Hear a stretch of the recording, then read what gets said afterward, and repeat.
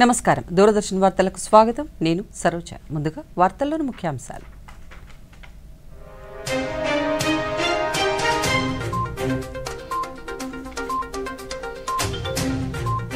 ముఖ్యమంత్రి చంద్రబాబు నాయుడుతో నీతి Aayog vice chairman Suman భేరీ భేటీ Swarnandhra 2047 vision డాక్యుమెంట్కు సహకరించాలని వినతి ప్రధాని ఫ్రాన్స్ అమెరికా పర్యటన షెడ్యూల్ ఖరారు ఈ నెల 10 నుంచి 12 వరకు ఫ్రాన్స్ 12 నుంచి 13 తేదీలలో మోదీ అమెరికా పర్యటన ప్రజల ధృవీకరణ పత్రాలు మొబైల్లో పొందేలా రాష్ట్ర ప్రభుత్వం కృషి డేటా అనుసంధాన ప్రక్రియపై సమీక్షించిన ఆర్టీజీ శాఖ కార్యదర్శి కె భాస్కర్ ఈ నెల 10న ప్రధాని పరీక్షా పే చర్చ కార్యక్రమం విద్యార్థులతో ముచ్చటించనున్న నరేంద్ర మోదీ కీలక వడ్డీ రేటు తగ్గించిన ఆర్బీఐ పలు అంశాలను వెల్లడించిన ఆర్బీఐ గవర్నర్ సంజయ్ మల్హోత్రా వివరాలు చూద్దాం స్వర్ణాంధ్ర 2047 విజన్ డాక్యుమెంట్కు కేంద్ర సాయం అవసరమని రాష్ట్ర ముఖ్యమంత్రి నారా చంద్రబాబు నాయుడు నీతి ఆయోగ్ వైస్ చైర్మన్ సుమన్ బేరీని కోరారు రాష్ట్ర సచివాలయంలో తనతో భేటీ అయిన సుమన్ బేరీకి ఆంధ్రప్రదేశ్లో ఉన్న అవకాశాలను అభివృద్ధి ఆకాంక్షలను ముఖ్యమంత్రి వివరించారు ఆవిష్కరణలు సాంకేతికత అందించడం నూతన విధానాల అమలుకు తోడ్పడేందుకు నీతి ఆయోగ్ సహకారం అందించాలని కోరారు ఏటా 15% వృద్ధి రేటు సాధించి 2047 కల్లా $2.4 ట్రిలియన్ ఆర్థిక వ్యవస్థను నెలకొల్పేందుకు సహకరించాలని కోరారు తద్వారా $42,000 తలసరి ఆదాయాన్ని సమకూర్చుకునేందుకు ప్రయత్నిస్తున్నట్లు చెప్పారు నీతి ఆయోగ్ మద్దతు ఉంటే రాష్ట్రం మరింత ముందుకు వెళుతుందని పేర్కొన్నారు వికసిత భారత్ 2047 సాధనలో ఆంధ్రప్రదేశ్ ఆదర్శ రాష్ట్రంగా ముఖ్యమంత్రి తెలిపారు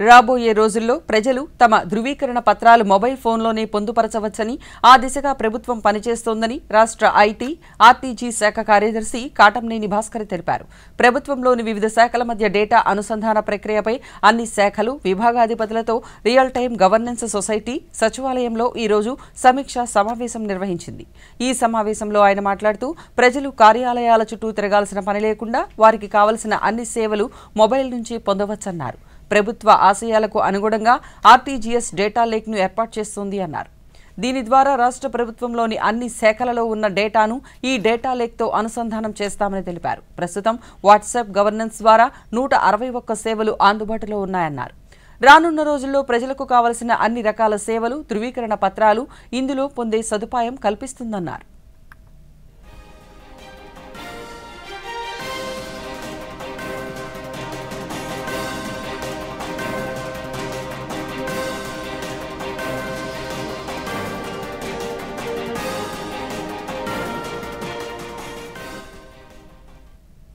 విద్యార్థుల్లో పరీక్షల పట్ల భయాన్ని పోగొట్టి వారిని సన్నద్ధం చేసేలా ప్రధానమంత్రి నరేంద్ర మోదీ ఏటా పరీక్షా పే చర్చ కార్యక్రమాన్ని నిర్వహిస్తున్నారు ఇందులో భాగంగా ఈ ఏడాది పరీక్షా పే చర్చను ఈ నెల 10వ తేదీ ఉదయం 11 గంటలకు ఢిల్లీలోని భారత్ మండపంలో నిర్వహిస్తున్నారు కార్యక్రమంలో పాల్గొనేందుకు 3,30,00,000 మంది విద్యార్థులు 20,71,000 మంది ఉపాధ్యాయులు 5,51,000 మంది తల్లిదండ్రులు నమోదు చేసుకున్నట్లు అధికారులు తెలిపారు ఈ నేపథ్యంలో పరీక్షా పే చర్చపై ప్రధాని నరేంద్ర మోదీ స్పందించారు పరీక్షా పే చర్చ తిరిగి వస్తోందని విద్యార్థులు వారి తల్లిదండ్రులు ఉపాధ్యాయులందరూ కార్యక్రమాన్ని వీక్షించాలని సామాజిక మాధ్యమం ఎక్స్ వేదికగా కోరారు ఈసారి ఉల్లాసవంతమైన వాతావరణంలో నూతనంగా పరీక్షా పే చర్చ కార్యక్రమం రానుందని ప్రధాని పేర్కొన్నారు ఒత్తిడి లేని పరీక్షలకు సంబంధించి వివిధ అంశాలను తెలియజేసే 8 ఆసక్తికరమైన ఎపిసోడ్లు ఉన్నాయని వివరించారు छूमंतर कर देंगे और बच्चे एग्जाम वॉरियर से एग्जाम वॉरियर बन जाएंगे पढ़ाई के साथ साथ बच्चे तैयारी के समय स्ट्रेस फ्री रहना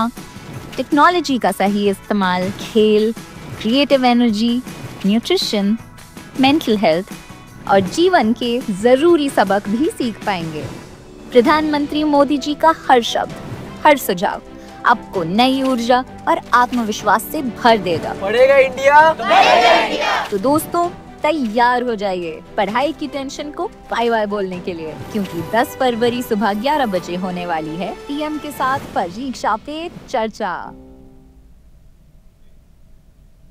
ఈ నెల 10వ తేదీ ఢిల్లీలో ప్రధానమంత్రి నరేంద్ర మోదీ నిర్వహించనున్న పరీక్షా పే చర్చలో విద్యార్థులతో ప్రధాని కొత్త పంథాలో కనిపించనున్నారు. ఈ సంవత్సరం పరీక్షా పే చర్చ కొత్త శైలిలో ఉండనుంది. ప్రధానమంత్రితో పాటు మరికొంతమంది నిపుణులు ఈ కార్యక్రమంలో పాల్గొంటారు.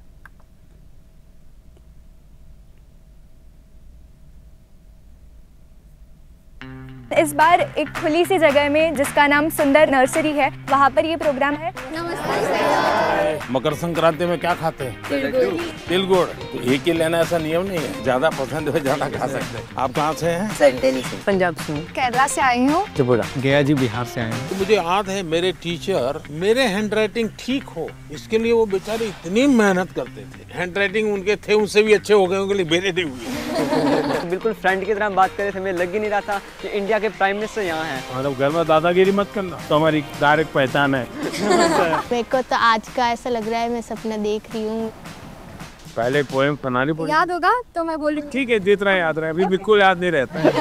मैथमेटिक, अरे तू समझता क्या? आज आप मेरे साथ मुकाबला कर। बैट्समैन प्रेशर की परवाह नहीं करता, उसका पूरा ध्यान उस बॉल पे होता है। We would do a clapping but with a twist, the flower clapping. और किसी के मन में आता है लीडरशिप का भाव? कैसे बताओ? जैसे बता रहे बता दो। ये दिल की बात बोलने के लिए मैं यहाँ चला गया। मैं मन की बात करता हूँ, आप दिल की बात करते हैं। सवालों भरे तेरे मन में एक शाही शायद जवाब लिख रही है, फिर क्यों तू आसमान देखता है, ऐसा क्या है इन सितारों में, ऐसा क्या है तेरे मन में। बहुत अच्छे से उन्होंने हमें समझाया कैसे एग्जाम का स्ट्रेस नहीं लेना है हम लोग को। मेडिटेशन करना है। Yes sir.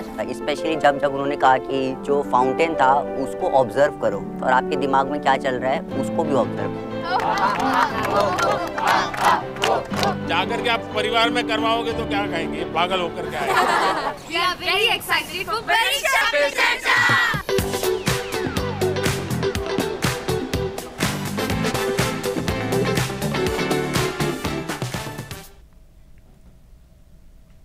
పరీక్షల సమయంలో విద్యార్థులు మానసిక న్యూనతకు గురవుతారని, వాటిని గుర్తించి తల్లిదండ్రులు, ఉపాధ్యాయులు సరైన సూచనలు, సలహాలు అందించాలని, ర్యాంకుల పోటీలో గెలిచేందుకు సతమతమయ్యే విద్యార్థులు మానసిక సమస్యలకు లోనవుతున్నారని, వీటిని అధిగమించేందుకు తీసుకోవాల్సిన జాగ్రత్తలపై పరీక్షా పే చర్చ కార్యక్రమం మంచి ఫలితాలనిస్తోంది. ప్రధాని నరేంద్ర మోదీ ఈ నెల 10వ తేదీన నిర్వహించే పరీక్షా పే చర్చ కార్యక్రమం నేపథ్యంలో విద్యార్థులలో తలెత్తే మానసిక సమస్యలను ఎదుర్కొనే అంశంపై ప్రముఖ మానసిక వైద్య నిపుణులు డాక్టర్ ఇండ్ల రామసుబ్బారెడ్డితో దూరదర్శన్ కేంద్ర విజయవాడ ప్రాంతీయ వార్తా విభాగాధిపతి డాక్టర్ జి కొండలరావు నిర్వహించిన ప్రత్యేక ముఖాముఖిని ఇప్పుడు చూద్దాం.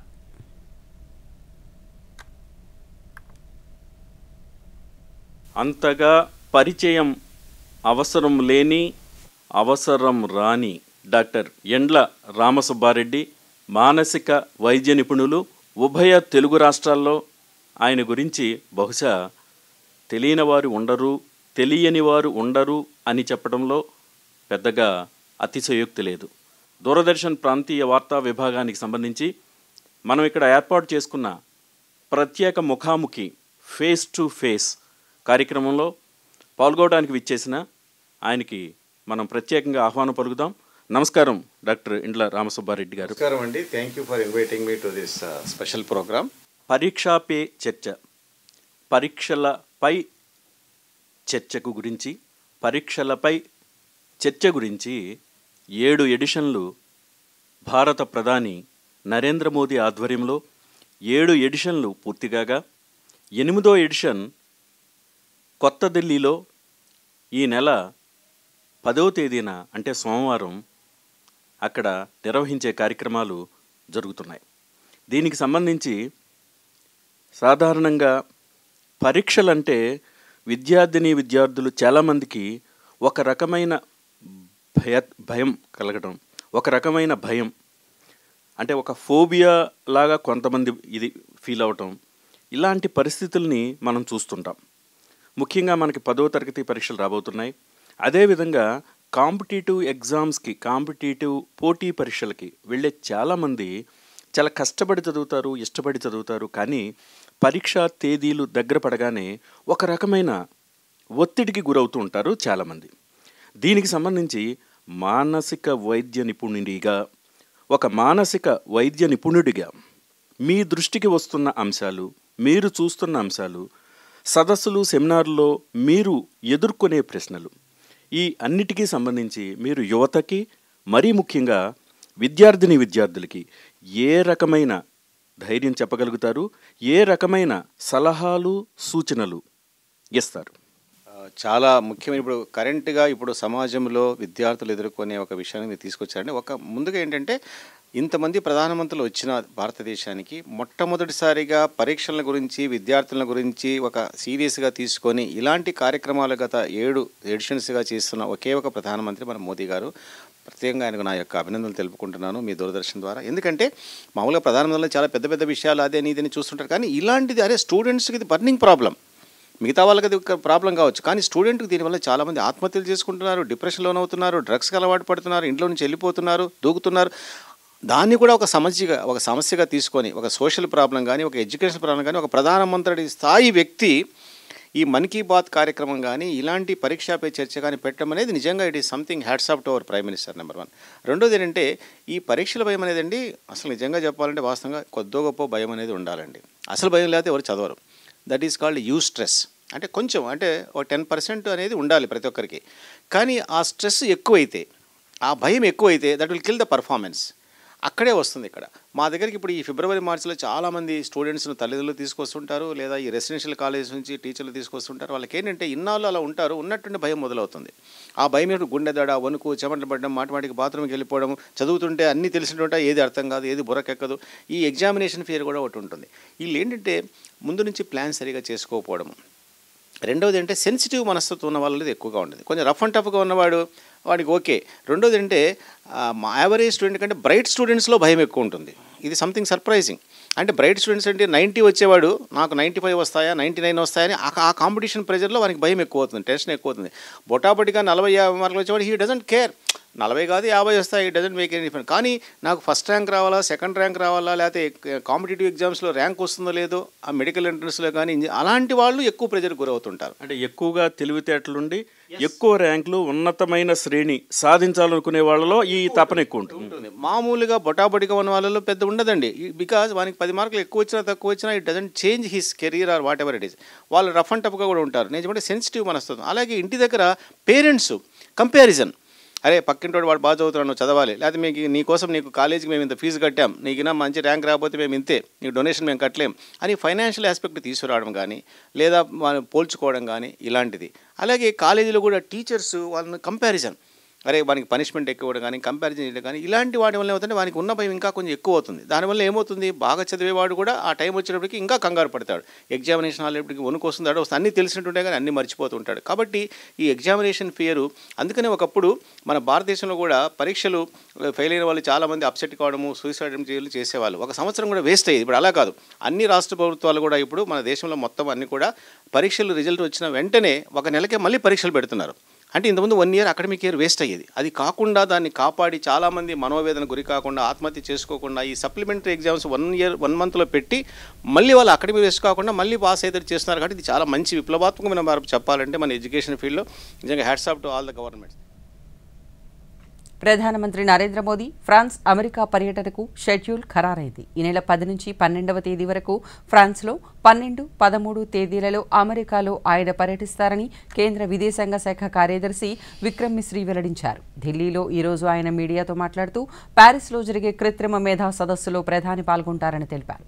పర్యటనలో భాగంగా ఫ్రాన్స్ అధ్యక్షులు ఇమ్మాన్యుయల్ మేక్రాన్తో కలిసి ఆర్టిఫిషియల్ ఇంటెలిజెన్స్ యాక్షన్ కమిటీ సమావేశానికి అధ్యక్షత వహిస్తారని తెలిపారు. కెడారచి థర్మోన్యూక్లియర్ ఎక్స్పెరిమెంటల్ రియాక్టర్ను ప్రధాని పరిశీలించనున్నారని మిశ్రీ తెలిపారు. 12, 13 తేదీలలో అమెరికా పర్యటనలో భాగంగా ప్రధాని అమెరికా అధ్యక్షుడు డొనాల్డ్ ట్రంప్తో భేటీ అవుతారని తెలిపారు. డొనాల్డ్ ట్రంప్ 2వసారి అమెరికా అధ్యక్ష బాధ్యతలు చేపట్టిన తరువాత తొలిసారి భేటీ కాబోతున్న ప్రధాని మోదీ ఈ సందర్భంగా ఆయనతో పలు అంశాలపై ద్వైపాక్షిక చర్చలు జరుపుతారని తెలిపారు.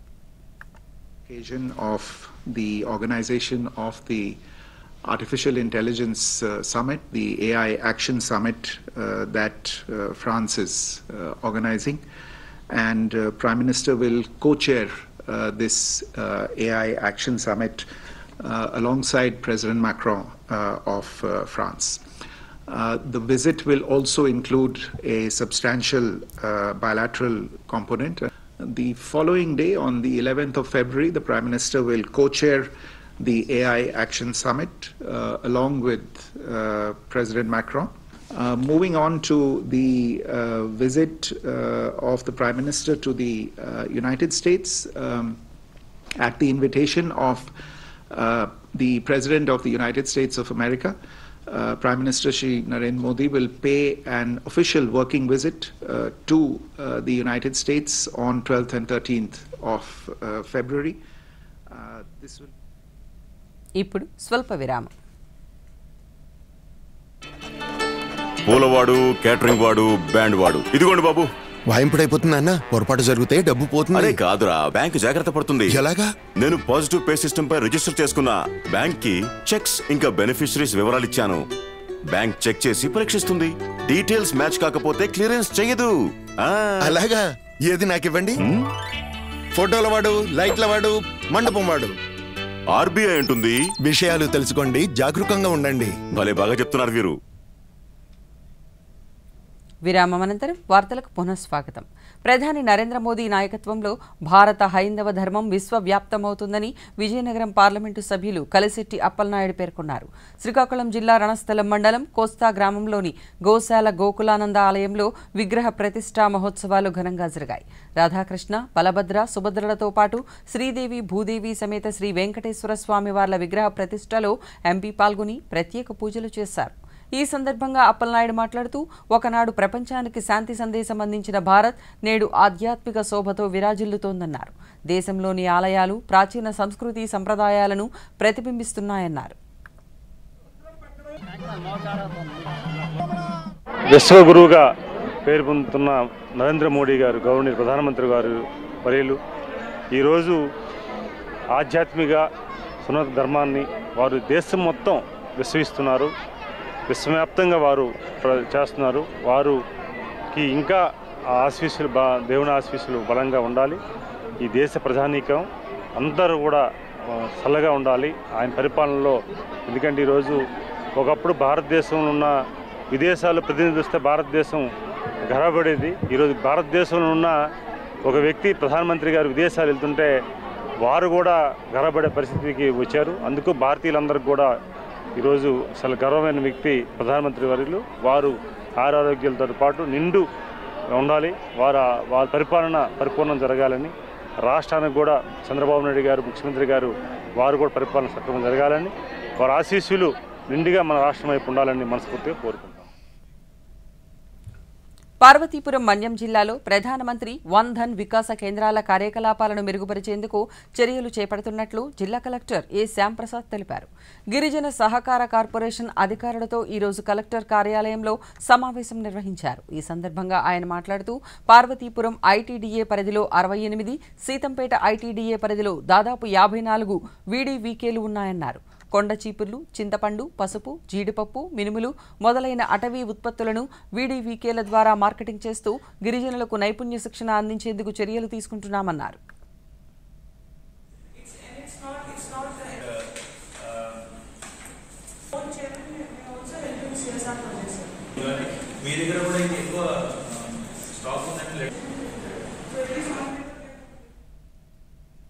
శాంతి భద్రతలకు విఘాతం కలిగించే అసాంఘిక శక్తులపై గుంటూరు జిల్లా పోలీసు ఉక్కుపాదం మోపుతోంది.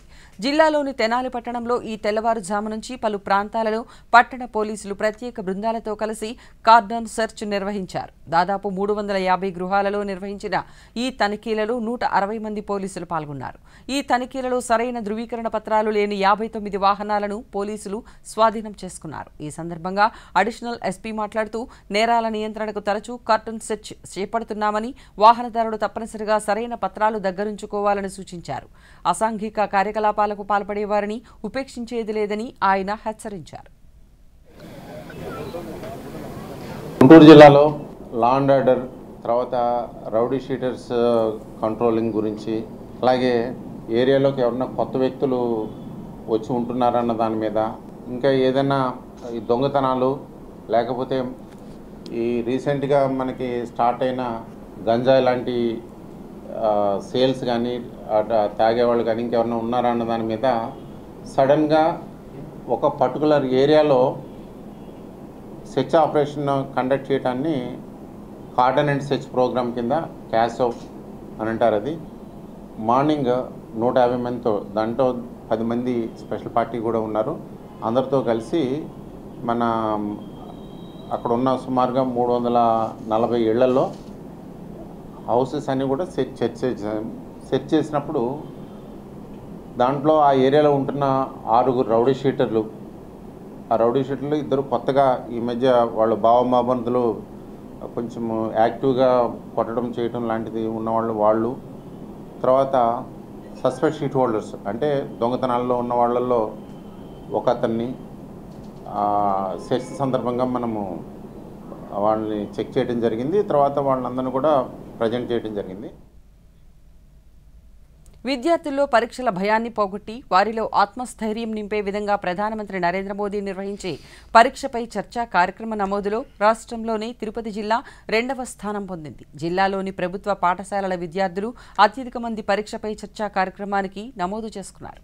ఈ సందర్భంగా శ్రీకాళహస్తిలోని ఎస్ఎస్పీ ప్రభుత్వ పాఠశాల విద్యార్థులు దూరదర్శన్తో మాట్లాడుతూ ప్రధాని పరీక్షపై చర్చా కార్యక్రమం కోసం ఎదురు చూస్తున్నామని, పరీక్షలు రాసే సమయంలో ఎదురయ్యే భయాలను తొలగించుకునేందుకు ఈ కార్యక్రమం ఎంతగానో ఉపయోగపడుతుందని తెలిపారు.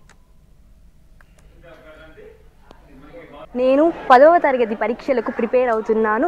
అందులో నా భయాన్ని అధిగమించి పరీక్షలు రాసేందుకు గౌరవనీయులైన శ్రీ నరేంద్ర మోడీ గారు తమ ఇచ్చిన పరీక్షపై చర్చ సూచనలు నేను పాటించి పరీక్షలను బాగా రాయాలని అనుకుంటున్నాను. నాకు పరీక్షలు ప్రిపేర్ అవ్వడంలో చాలా భయంగా ఉండేది, కానీ శ్రీ నరేంద్ర మోడీ గారు ఇచ్చిన పరీక్షపై చర్చలో చూసిన తర్వాత ఆ భయం పోయి ఎగ్జామ్ బాగా రాస్తానని అనుకుంటున్నాను. దీంట్లో మా హెచ్ఎం మేడం ఇచ్చిన సూచనల ద్వారా ఇంకా బాగా రాయాలని కోరుకుంటున్నాను. సమాజంలోని దివ్యాంగులకు కూడా సమాన అవకాశాలు కల్పించినప్పుడే అభివృద్ధి సాధ్యమని విభిన్న ప్రతిభావంతుల శాఖ రాష్ట్ర డైరెక్టర్ రవిప్రకాష్ రెడ్డి తెలిపారు.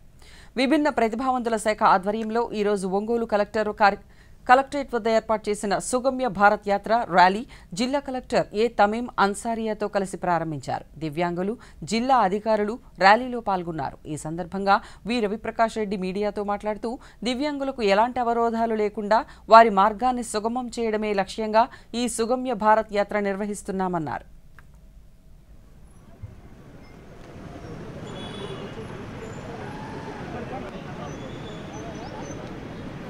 ఈ సమాజంలో దివ్యాంగులు కూడా ఒక భాగము. అటువంటి దివ్యాంగులు మనందరితో కూడా కలిసి వాళ్ళ సమాన అవకాశాలు అందిపుచ్చుకొని వాళ్ళ అభివృద్ధిలో భాగస్వామ్యం అయినప్పుడే ఈ దేశం అభివృద్ధి చెందుతుంది.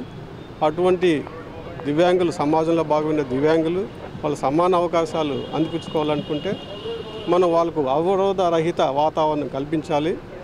దాంట్లో భాగంగానే ఒక ప్రభుత్వమే ఈ బ్యారియర్ ఫ్రీ ఎన్విరాన్మెంట్ కల్పించాలంటే సాధ్యమయ్యే పరిస్థితి కాదు. ప్రజల్లో కూడా పూర్తి అవగాహన కల్పించి దివ్యాంగులను సమాన అవకాశాలు అందిపుచ్చుకునే దానికి ఈ అవరోధ రహిత వాతావరణం అంటే ఫిజికల్గా కానీ, ట్రాన్స్పోర్టేషన్లో కానీ, ఇన్ఫర్మేషన్లో కానీ, కమ్యూనికేషన్లో కానీ, టెక్నాలజీ కానీ, సర్వీసెస్లోని అందరితో సమానంగా ఈ అవకాశాలు అందిపుచ్చుకున్నప్పుడే మాత్రమే వాళ్ళందరూ మన అభివృద్ధిలో భాగస్వామ్యం అవుతారు. అప్పుడే దేశం కూడా అభివృద్ధి చెందుతుంది. దేశ ఎగుమతులు గత 4 ఏళ్లలో గణనీయమైన వృద్ధిని సాధించాయని కేంద్ర వాణిజ్య శాఖ మంత్రి పీయూష్ గోయల్ తెలిపారు. అత్యధికంగా ఈ సంవత్సరం తొలిసారి $8,000 బిలియన్ ఎగుమతులు జరిగాయని రాజ్యసభలో పేర్కొన్నారు.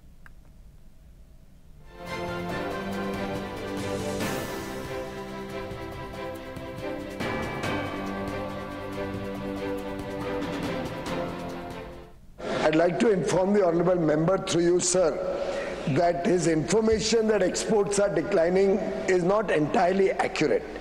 Exports have been growing. Exports have grown significantly in the last 4 years, and this year also there will be a growth, and we will end the year with over $800 billion of exports for the very first time in India's history. బొగ్గు ఉత్పత్తిలో ప్రపంచంలోనే భారత్ 2వ స్థానంలో ఉందని కేంద్ర బొగ్గు గనుల శాఖ మంత్రి జి కిషన్ రెడ్డి తెలిపారు. ఢిల్లీలో ఈరోజు ఆయన మీడియాతో మాట్లాడుతూ ప్రపంచంలోనే బొగ్గు నిల్వలు ఉన్న దేశాలలోనే భారత్ 5వ అతిపెద్ద దేశంగా ఉందని తెలిపారు. 2047 నాటికి వికసిత భారత్ సాధనలో బొగ్గు శాఖ కీలకమన్నారు. देश विकसित होने में कोल सेक्टर एक क्रिटिकल पिलर है. विकसित भारत यात्रा जो 2047 का जो लक्ष्य है उसमें कोल मिनिस्ट्री भी एक महत्वपूर्ण योगदान निभाने वाले हैं. भारत दुनिया की कोल प्रोडक्शन में दूसरे स्थान में है. भारत दुनिया की 5th लार्जेस्ट जियोलॉजिकल कोल रिजर्व्स भारत में है और भारत दुनिया की 2nd लार्जेस्ट कोल कंज्यूमर भी है और दुनिया की सबसे बड़ा 2nd largest coal mine Chhattisgarh में देवरा में है. देवरा कोल माइन दुनिया का 2nd largest biggest coal mine Bharat में ही है. कोल सेक्टर में सबसे पहले अगर किस संस्था का अगर बात करना है तो कोल इंडिया लिमिटेड का बात. కీలక వడ్డీ రేట్లను reserve bank of India RBI సవరించింది. రెపో రేటును 0.25% మేర తగ్గించింది. ఈ మేరకు ద్రవ్య పరపతి విధాన కమిటీ నిర్ణయాలను ఆర్బీఐ గవర్నర్ సంజయ్ మల్హోత్రా వెల్లడించారు. రెపో రేటు 6.50% నుంచి 6.25%కి తగ్గించినట్లు వెల్లడించారు. ఆర్బీఐ గవర్నర్గా సంజయ్ మల్హోత్రా బాధ్యతలు చేపట్టిన తరువాత నిర్వహించిన తొలి పరపతి విధాన సమీక్షలో కీలక అంశాలను వెల్లడించారు. ఈ ఆర్థిక సంవత్సరం తొలి త్రైమాసికంలో వృద్ధి రేటు 6.7%, రెండవ త్రైమాసికంలో 7%, మూడవ క్వార్టర్లో 6.5%, నాలుగవ త్రైమాసికంలో 6.5% ఉండొచ్చని తెలిపారు. ప్రస్తుత ఆర్థిక సంవత్సరంలో రిటైల్ ద్రవ్యోల్బణం 4.8%గా ఉండొచ్చని తెలిపారు. ద్రవ్యోల్బణం తగ్గిందని 2025-26లో మరింత తగ్గుతుందని అంచనా వేస్తున్నామన్నారు. 2025-26లో రిటైల్ ద్రవ్యోల్బణం 4.2%గా నమోదవచ్చన్నారు. వాణిజ్య బ్యాంకుల ఆర్థిక స్థితి మెరుగైందని, బ్యాంకుల వద్ద సరిపడా ద్రవ్య లభ్యత ఉందని ఆర్బీఐ గవర్నర్ సంజయ్ మల్హోత్రా తెలిపారు. And this too is our duty. We recognize that just like there are no free lunches, regulation to enhance stability and consumer protection too is not devoid of costs. There are trade-offs between stability and efficiency. We will keep this trade-off in mind while formulating each and every regulation. The RBI has estimated that real GDP growth for the next year. చంద్రుడి ఉపరితల నమూనాలను భూమికి తీసుకువచ్చేందుకు భారత అంతరిక్ష పరిశోధనా సంస్థ ఇస్రో ప్రతిష్టాత్మక చంద్రయాన్ 4 ప్రయోగాన్ని 2027లో చేపట్టనున్నట్లు కేంద్ర శాస్త్ర సాంకేతిక శాఖ మంత్రి జితేంద్ర సింగ్ తెలిపారు. అందులో భాగంగా LVM-3 రాకెట్ను కనీసం 2 సార్లు ప్రయోగించి చంద్రయాన్ 4 మిషన్కు సంబంధించిన 5 భిన్న భాగాలను నింగిలోకి పంపిస్తామన్నారు. వాటిని కక్షలోనే బిగిస్తామని చెప్పారు. ఈ మేరకు ఆయన సామాజిక మాధ్యమంలో పలు అంశాలను వెల్లడించారు. భారత తొలి మానవ సహిత అంతరిక్ష యాత్ర గగన్యాన్ను వచ్చే ఏడాది చేపడతామని తెలిపారు. తొలి మానవరహిత మిషన్ వ్యోమమిత్రను ఈ ఏడాదే నిర్వహిస్తామన్నారు. మహాసముద్రంలో 6000 మీటర్ల లోతుకు 3 శాస్త్రవేత్తలను పంపించే సముద్రయాన్ ప్రయోగాన్ని 2026లో చేపడతామని పేర్కొన్నారు.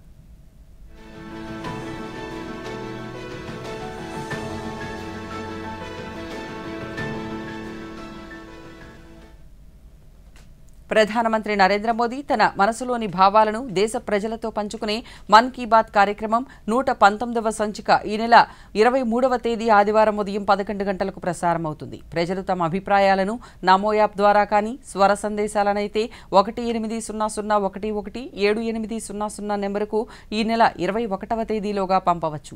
అలాగే www.mygov.in వెబ్సైట్ ద్వారా కానీ 1922 నెంబరుకు మిస్డ్ కాల్ ఇవ్వడం ద్వారా తిరిగి మన మొబైల్కు వచ్చే సంక్షిప్త సందేశంలోని లింక్ ద్వారా కూడా అభిప్రాయాలను తెలియజేయవచ్చు.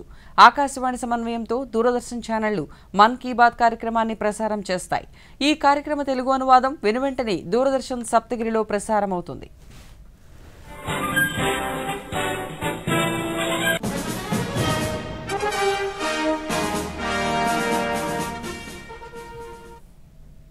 ఈ వార్తలు ఇంతటితో సమాప్తం. నమస్కారం.